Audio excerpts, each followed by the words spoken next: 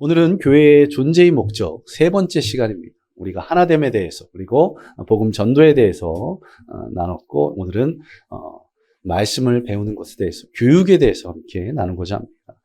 이 교회 교육은 너무나 중요한 것이기에 두 주에 걸쳐서 말씀을 전하고자 합니다. 오늘은 오늘 본문의 서론격으로 교회 교육의 중요성에 대해서 성경을 통해서 한번 나눠보고요. 다음 주에는 오늘 본문 말씀을 중심으로 해서 함께 은혜를 나누고자 합니다. 자, 요즘 전 세계에서 대한민국 하면 떠오르는 게 무엇이 있을까요? 요즘 대한민국이 아주 전 세계에서 유명세를 치르고 있는데 K-팝, 예, 또 어떤 게 있어요? 예? 페이커, 예, 페이커, 예, 또 예, K-드라마, K-푸드, 뭐, 이런 것들이 있을 겁니다. 그런데 10여 년 전에는 해외 사람들이 대한민국 하면 무엇을 떠올렸을까요? 15년, 20년 전. 예. 예? 예? 북한 6.25 전쟁? 그거는, 예. 10년, 20년 전. 바로 한국 사람들의 교육열. 한국 사람들의 교육열입니다. 지금 여기 학생부 아이들이 있는데 정말 불쌍한 아이들입니다. 너희들이 핀란드에서만 태어났으면 지금 하는 공부의 절반만 하면 되는데 우리나라 학생들의 학업 양이 핀란드의 2배랍니다. 2배. 예.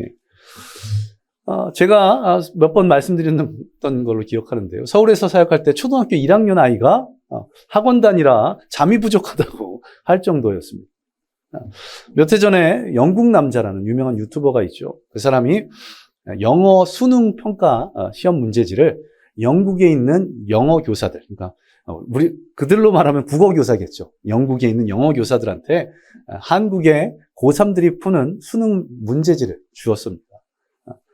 그런데 놀랍게도 현지 교사들이 그 수능 문제를 푸는데 애를 먹더라고요. 그리고 한 교사가 한 이야기가 제 기억에 몇 년이 지났는데도 아직도 남습니다. 이 영국 교사가 이런 말을 합니다. 이런 문제를 풀어야 하는 한국 학생들에게 너희가 이런 문제를 푸는 게 너희의 행복과 어떤 연관이 있는지 모르겠다라면서 굉장히 안타까운, 영어를 모국어로 쓰는 사람 그리고 그들을 가르치는 사람들이 이 문제를 알 필요가 없는 문제까지도, 그래서 요즘은 뭐 킬러 문항이 삭제되긴 했는데요. 자, 대학에 가기 위해서 이렇게 어려운 문제들을 빨리 그리고 정확하게 풀어나가야 되니 사교육 시장이 발달할 수밖에 없습니다. 제가 자료를 찾아봤더니 통계청에 통계가 2022년께 있더라고요. 우리나라 초중고 학생들 10명 중에 8명이 사교육을 하고 있고요. 학원에 다니고 있고 1인당 평균 한 달에 지출하는 비용이 41만 원이라고 합니다. 학년이 올라가면 올라갈수록 더 늘어나겠죠. 초등학교 5학년은 한 달에 한 26만 원 정도. 고3은 한 달에 68만 원. 앞으로 3년 있으면 저희도 수험생이 있게 되는데 한 달에 68만 원. 생각만 해도 앞이 깜깜합니다. 자, 이런 교육열 때문인지 한국 아이들이 전 세계의 기준을 놓고 보면 학업 성취도가 어떨까요? 교육열이 높은데 당연히 학업 성취도도 전 세계 기준으로 최상위권이랍니다. 최상위권. 그런데 문제는 무엇일까요? 너무 공부를 많이 하다 보니까 학업에 대한 흥미는 어떨까요? 최하위권. 공부하기 싫어하는 거죠. 나는 공부가 제일 쉬웠어요 있나요? 학생들? 공부가 제일 즐거워요. 이런 아이들이 한 명 정도 있으면 사역하기 굉장히 편해집니다. 사역하기 굉장히 편해진데 없네요. 안타깝게. 우리는 모두 평범한 사람들이 모여서 학업이라고 하는 것, 그렇게 교육열을 쏟고 있어서 그만큼 우리나라가 이렇게 빠르게 발전했을 수도 있습니다. 그런데 한 가지 안타까운 것은 무엇이냐면 우리 믿는 그리스도인들 가운데 많은 성도님들이 교육열에 힘을 쓰고 있습니다. 그런데 세상의 학문, 세상의 교육에는 힘을 쏟고 있는데 교회의 교육에 대해서 우리의 자녀들에게 말씀을 가르치는 것에 대해서 얼마나 관심을 쏟고 있는지 이것을 한번 우리는 생각을 해봐야 됩니다. 흔히 교육은 무엇이라고 표현합니까? 옛날에 제가 자주 들었던 얘기인데요. 백년지 대계. 아이들을 교육하는 것이 그냥 한 명의 사람을 건강한 성인으로 키우는 것, 그거 정도가 아니라 잘 교육함을 통해서 그 아이는 물론 사회, 국가까지도 바로 설 수 있기 때문에 백년지 대계라고 그렇게 표현한 것입니다. 자, 그렇다면 세상의 교육이 백년지 대계라면 우리 신앙교육, 말씀 교육은 어떻게 표현할 수 있을까요? 이 말씀을 통해서 우리는 영원한 생명을 얻게 되기에 이 말씀 교육, 신앙 교육은 영원지 대계라고 그렇게 표현할 수 있을 것 같습니다. 자, 영혼을 다루기 때문에 세상 그 어떤 것보다도 중요한 것이 바로 이 교회 교육입니다. 어떤 교육도 진리를 가르치지 못하고 있고 영혼에 대해서 언급하고 있지 못하기 때문에 그렇습니다. 그런데 이 진리를 가르치는 성경 교육, 교회 교육이 점점 교회 안에서조차도 설 자리를 잃어가고 있습니다. 언젠가도 말씀드렸지만 제가 지금 학생부, 초등부 때만 해도 작년부 성도보다 교회 학교 인원이 더 많았을 때가 있었습니다. 그것도 훨씬 더. 그런데 지금은 10개 교회 가운데 6개 교회가 교육부서가 없습니다. 많은 교회들이 교회 학교에 예산을 더 투자하는 것, 투자라는 표현도 좀 그런데요. 사용하는 것을 어려워합니다. 또 성도들이 다른 봉사에 비해서 교회 학교 교사로 섬기는 것을 힘들어하는 그런 경향들이 있습니다.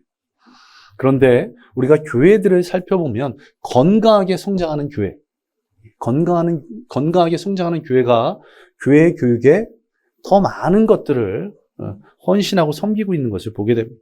제가 분당에 있는 한 교회를 가봤습니다. 조그만 중소교회는 소식을 알 수 없기 때문에 대형 교회를 찾아가 봤는데 거기는 입구에 들어가는 순간부터 이 교회가 아이들 교육에 많은 관심을 쏟고 있구나를 그냥 바로 알 수 있었습니다. 무엇을 통해서 알 수 있었을까요? 입구에서부터, 교회 인테리어부터.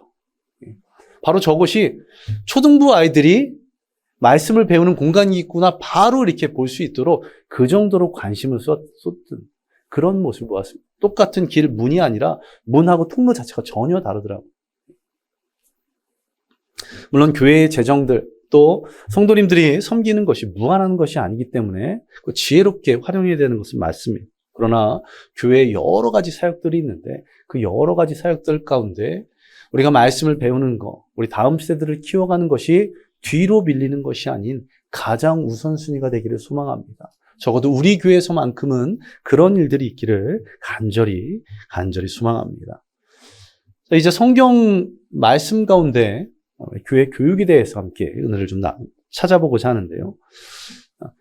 자주 말씀드린 교회를 이루는 기둥들이 있습니다. 이것들이 다 세워져 있어야 교회가 건강해지는데 첫 번째는 예배, 두 번째는 교육, 세 번째가 교제, 그리고 네 번째가 섬김, 봉사 헌신이라고도 부르고요. 다섯 번째가 전도, 선교라고도 하죠.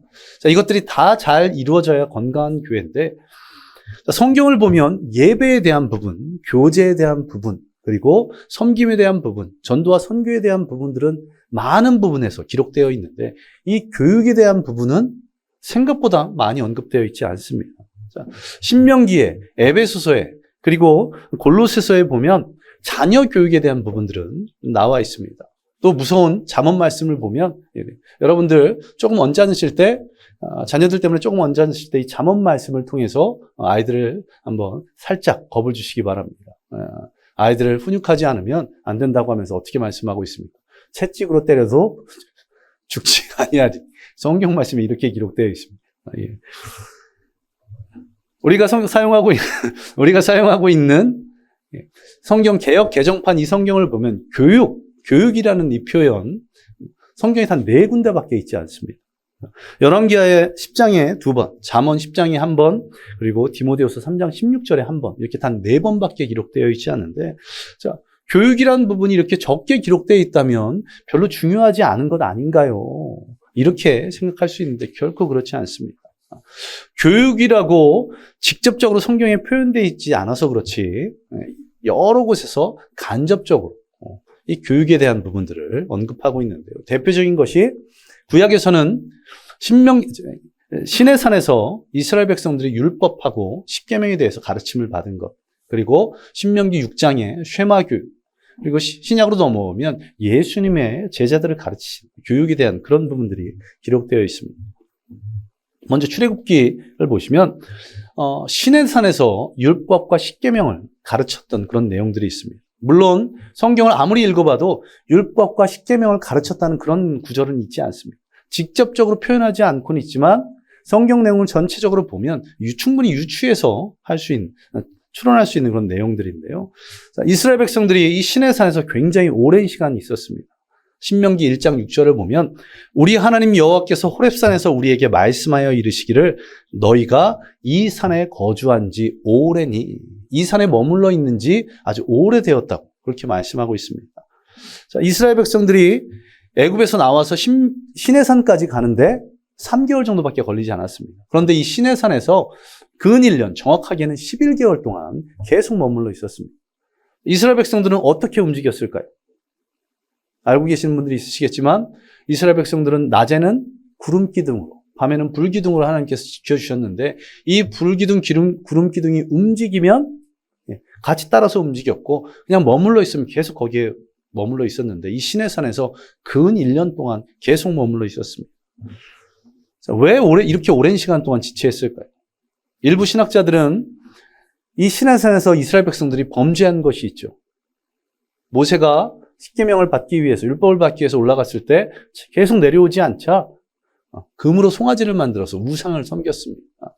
그 모습을 보시고 그 죄를 회개하고 용서함 받기까지 기간이 필요했기 때문에 이 시내산에서 오래 머물렀다. 이렇게 말하고 있는 그런 신학자들도 있는데 저는 그렇게 보지 않습니다. 이 시내산에서 오래 머물러 있었던 이유. 첫 번째는 성막 건축을 위해서. 그리고 두 번째는 이 십계명과 율법 교육을 위해서 오랫동안 머물러 있었습니다. 먼저 민수기 10장 11절에 보시면 구름이 증거의 성막 위에 머무르매 성막에서 떠오르매 이렇게 말씀하고 있습니다. 애굽에서 이 시내산까지 오는 때에는 성막을 건축하지 않았습니다. 성막이 아예 없었습니다. 언약궤도 당연히 없었고요. 그런데 시내산에서 움직이려고 할 그때 성경에서 말씀하기를 구름이 증거의 성막에서 떠오르매 그렇게 말씀하고 있는 겁니다. 이전까지 없었던 것이 생겼으니 어떻게 한 건가요? 이 11개월 동안 성막을 건축한 겁니다. 자, 이 성막 건축에 얼마나 사람들이 동원되었을까요?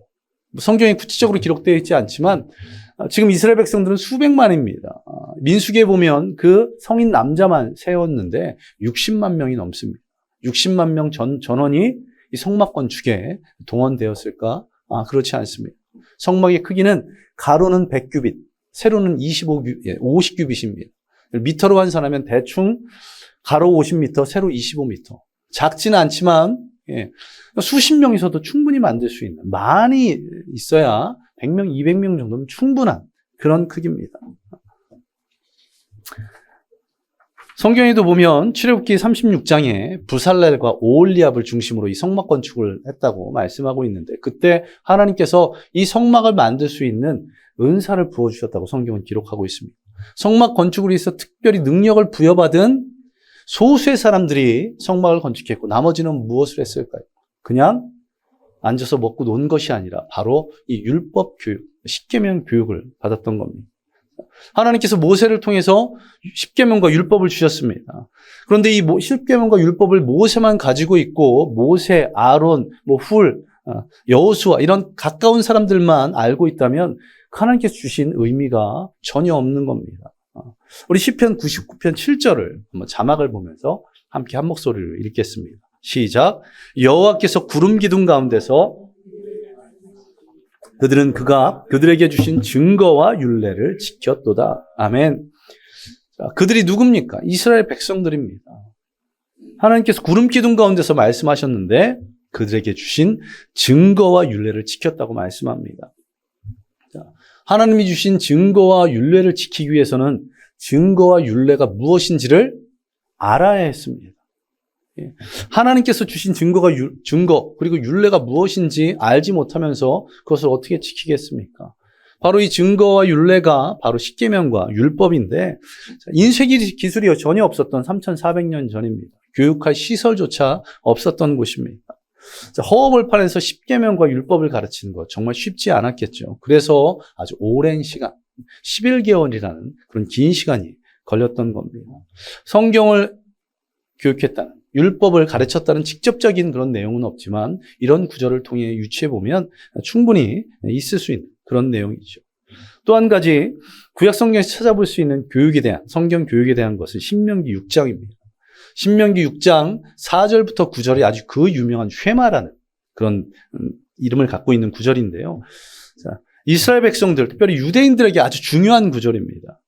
이 유대인 전통에 의하면 이들은 하루에 2번씩 이 구절들, 신명기 6장 4절부터 9절까지를 2번씩 암송하기로 그렇게 되어 있었습니다. 그리고 이 암송을 통해서 그들의 지금까지의 삶과 어떤 문화에 아주 결정적인 영향을 미친 귀한 신앙 고백이 이 쉐마입니다. 이스라엘아 들으라 라고 시작되는 이 구절들.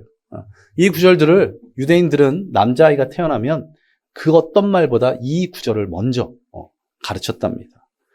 유대인들이 이 구절을 얼마나 중요하게 여겼는지 유대인들이 쓰는 마소라 성경을 보면 이 구절이 시작되는 첫 단어의 첫 음절과 마지막 단어의 마지막 음절을 다른 글자보다 훨씬 큰 글자로 기록했다고 합니다.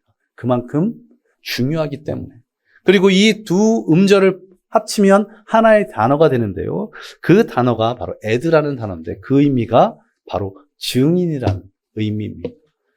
이 하나님의 말씀을 암송하여서 증인되어서 그 하나님을 타인에게 전하는, 증거하는 증인이 되어야 함을 아주 강조하는 그런 내용들입니다. 이처럼 교육에 대한 말씀들이 구약에 기록되어 있고 신약으로 넘어오면 가장 대표적인 것이 예수님의 교육입니다.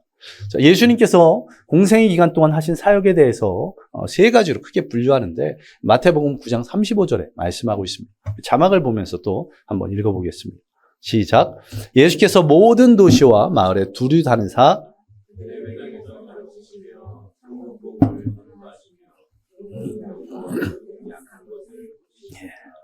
세 가지로 말씀하고 있는데 말씀을 가르치시고 그리고 복음을 전파하시고 병과 약한 것들을 치유하시는 가르침, 말씀 전파 그리고 치유 사역, 대표적인 사역입니다. 이 가운데 예수님께서 가장 중점을 두셨던 것이 무엇이냐면 바로 가르치는 것입니다. 그런데 성경을 보면 이 신약 성경에서도 예수님이 가르치신 것에 대해서는 많이 언급하고 있지 않습니다. 마가복음 4장에서 여러 비유로 가르치는 것, 또 마가복음 8장에서 예수님께서 고난받고 죽임당하시고 다시 십자가에 부활하실 것, 그것을 가르치신 것 몇 가지 정도밖에 기록되어 있지 않습니다. 왜 그렇습니까? 예수님께서 교육의 가장 사역에 집중하셨다고 하는데 가르치신 것이 많이 등장하지 않습니다. 그러한 이유는 예수님께서 가르치신 것이 대중들을 가르치신 것이 아니라 누구를 가르치신 겁니까? 바로 12명의 제자들. 그리고 그 가르치신 것이 지금처럼 강의하고 설교하고 이런 것이 아니라 함께 살아가면서 삶을 통해서 가르치신 것입니다. 예수님께서는 하나님이십니다. 그러나 인간의 몸을 입고 오셨기 때문에 제약이 있습니다. 어떤 제약이 있을까요? 바로 공간과 시간에 대한 제약이 있습니다. 그리고 예수님께서는 특별히 시간에 대한 제약이 몇 년만 하나님께서 주셨습니까? 예수님께 단 3년. 그 3년 동안 온 세계를 다니면서 복음을 전하는 것은 인간의 힘으로는 불가능합니다. 그러하기 때문에 예수님께서는 당신의 한계를 아셨기에 뭐에 집중하셨냐면 자신을 대신해서 수많은 사람들에게 복음을 증거한 그리고 계속해서 또 다른 제자들을 삼을 제자 12명을 가르치는 것. 그것에 집중하셨습니다. 어떻게 해요? 함께 삶을 살아가면서. 지난주에 말씀드렸지만 가장 좋은 교육은 무엇이라고요? 직접 삶으로 보여주는 것. 삶으로 보여주는 것. 자, 이처럼 신구약 성경에서 교육에 대해서 분명하게 말씀을 하고 있습니다. 그리고 신앙생활 가운데 이 말씀을 제대로 배우는 것 정말 중요합니다. 제가 전에 있던 교회들에서 성경 공부할 때마다 가장 강조했던 것이 무엇이냐면 정의를 내리는 겁니다. 예배는 무엇이다. 전도는 무엇이다. 왜 그러냐면 여쭤보면 알긴 아는데 정확하게 대답하시는 분들이 거의 없었습니다. 왜 예배를 드리나요 하면 하나님이 기뻐하시고 이 정도밖에 말씀하지 못하십니다. 여러분 지금 예배를 드리시고 계시는데 왜 예배를 드리십니까? 제가 설교 때 다 한 건데 기억은 살짝 안 나지만 제가 말씀을 드리면 생각이 나실 줄로 믿습니다. 자, 그래서 우리는 말씀을 배워야 합니다. 그래서 우리는 예전에 새롭게 이제 새 학기가 시작돼서 성경 공부 강의가 시작됐는데 참석하신 한 성도님이 이런 얘기 하시더라고요. 예전에 했던 거라고 다 아는 거라. 그리고 그 다음 주부터 이분은 뵙지 못했습니다. 물론 성경 공부에서 교회를 떠나신 게 아니고요. 세상의 학문은 어떻습니까? 아는 것으로 충분한데 성경은 아는 것으로 충분하지 않습니다. 하나님께서는 우리에게 성경을 어떻게 하라고 말씀하셨습니까? 아는 것에 그치는 것이 아니라 기록된 대로 다 지켜 행하라. 아멘. 성경은 아는 것에 그치는 것이 아니라 살아야 된다는 겁니다. 내가 전도해야 되는 것은 알고 있지만 내가 지금 전도하지 못하면 다시 배워야 합니다.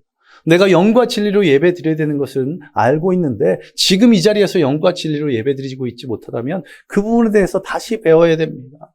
내가 주님의 몸된 교회를 섬겨야 함을 알고 있는데 지금 섬기지 못하고 있다면 그 부분에 대해서 다시 배워야 한다는 것입니다. 지켜 행하는 것, 그것이 우리에게 원하시는 하나님의 뜻이라는 것을 잊지 마시기 바랍니다. 미국은 처음 세워질 때 청교도들이 종교의 자유를 찾아서 만들어진 그런 나라입니다. 기독교의 신앙의 터전 위에 세운 나라. 그래서 과거에는 공립학교마다 성경 교육이 필수 과목으로 있었답니다. 그런데 어느 순간 종교의 자유라는 것 때문에 성경 과목이 필수 과목에서 사라지고 그리고 그 뒤부터 미국 사회에 도덕적으로 내리막길을 걷고 교회들이 점차 연약해졌다는 그런 이야기를 들은 적이 있습니다. 앞에서도 말씀드렸지만 성경교육은 세상 어떤 교육보다 중요합니다. 진리를 가르치고 영원에 대한 것을 가르치기 때문에 그렇습니다. 성경교육만이, 성경 말씀만이 한 영혼을 구원할 수 있습니다. 성경만이 하나님을 더 제대로 알게 합니다. 성경만이 한 사람을 진정한 그리스도인으로 세울 수 있기 때문에 그렇습니다. 주신 말씀을 배우고 그 말씀을 지켜 행함을 통해서 이 땅에 진정한 그리스도인으로 살아가는 저와 여러분 되시기를 간절히 소망합니다. 여러분이 또한 바로 섰다면 여러분의 자녀들을 위해서 또 나중 믿은 후배들을 위해서 새가족들을 위해서 이것에 함께 관심을 갖고 함께 기도하며 나아가는 저와 여러분 되시기를 간절히 소망합니다. 그래서 적어도 우리 교회에서만큼은 이 말씀을 배우는 것, 말씀을 가르치는 것이 가장 우선순위에 두는 그런 교회가 될 수 있기를 간절히 소망합니다. 우리 함께 기도하겠습니다. 이 시간 오늘 말씀을 생각하며 기도하겠습니다. 신구약 성경 걸쳐서 많은 부분에서 말씀을 가르치는 것에 대해서 신앙교육과 성경교육에 대해서 말씀하고 있습니다. 하나님, 우리가 지금 그렇게 말씀대로 살아가지고 있지 못하기에 우리가 부족하고 연약하기에 말씀을 배워야 하는데 주님 앞에 나와 예배드림 통해서 또 성경 공부 과정 가운데 함께함을 통해서 말씀을 온전히 배우고 있는지 나 자신 한번 돌아보며 하나님, 내가 더 말씀에 집중할 수 있도록 말씀을 배우는데 그 말씀을 사모할 수 있도록 그것을 통해서 주님의 뜻을 깨닫고 그 깨달은 대로 살아가고 그것을 지켜 행하는 우리 모든 성도들이 될 수 있도록 우리 함께 기도하겠습니다. 기도합니다. 하나님, 주님께서는 우리에게 이 성경 66권의 말씀대로 우리가 살아가기를 원하고 계십니다. 그 가운데 기록된 대로 다 지켜 행하라고 우리에게 말씀하셨습니다. 아버지, 주님의 말씀을 우리가 삶 가운데 실천하기 위해서 예배 때 우리가 깨달은 말씀을 한 주간 삶 가운데 적용하고 실천하게 주님 역사하여 주옵소서. 또한 성경 공부, 말씀을 배울 수 있는 그 은혜의 시간에 함께 참여해서 말씀을 깨닫고 그 말씀을 붙잡고 말씀대로 살아가기로 애쓰고 힘쓰는 우리 모든 성도들이 되기를 간절히 소망합니다. 그래서 말씀에 붙잡힌 자, 또 말씀대로 살아가는 자 되며 그것을 통해 하나님께 영광 돌릴 수 있는 세상에서 정말 그리스도인으로 온전히 살아갈 수 있도록 주님, 우리 모든 성도들이 말씀에 귀를 기울일 수 있도록 또 말씀을 배우는 데 앞장설 수 있도록 또한 우리의 자녀들에게 새가족들에게 이 말씀을 가르치는데 모두가 함께 협력할 수 있도록 주여 역사하여 주시옵소서. 감사드립니다. 모든 건 예수님 이름으로 기도드리옵니다. 우리 계속해서 기도하겠습니다. 우리 올 한 해 동안의 기도 제목들입니다.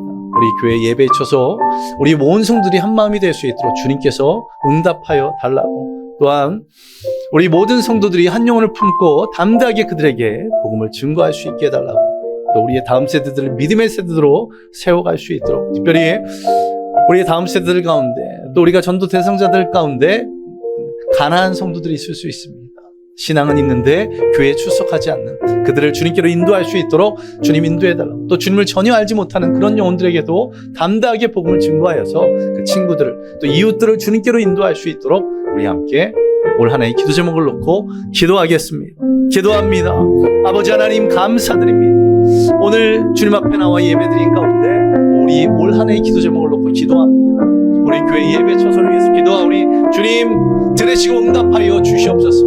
우리 온 교회 성도들이 마음이 하나 될 수 있도록 주님께서 우리의 기도에 응답하여 주시고 한마음 되어서 그 길을 향해서 함께 걸어나갈 수 있도록 아버지 하나님 인도하여 주옵소서. 우리 마음에 아버지 것이 부담이 되지 않게 하시고 근심이 되지 않고 기쁨이 될 수 있도록 은혜가 될 수 있도록 우리 온 성도들의 마음을 하나로 붙들어 주시옵소서. 또한 주님 간절히 구합니다. 우리 모든 성도들이 주님의 지상명령을 이루어갈 수 있도록 담대히 나아가 주의 복음을 증거할 수 있도록 아버지 하나님 그들에게 가서 아버지 그리고 관계 맺고 그 삶의 본을 보임을 통해서 믿음의 본을 보임을 통해서 그들을 주님께로 이끌 수 있도록 주여 역사하여 주시옵소서. 또한 우리의 자녀들 주님 우리의 다음 세대들을 아버지 우리 교회가 책임지고 믿음의 사람들로 세워가기를 소망합니다. 우리 온 교회 성도들이 자신의 자녀뿐만 아니라 다른 성도들의 자녀까지 관심을 가지고 칭찬하고 격려하고 위로하며 그들을 위해서 기도함으로 말미암아 우리의 다음 세대들을 믿음의 세대로 세워갈 수 있도록 주님 역사하여 주시옵소서. 주님께서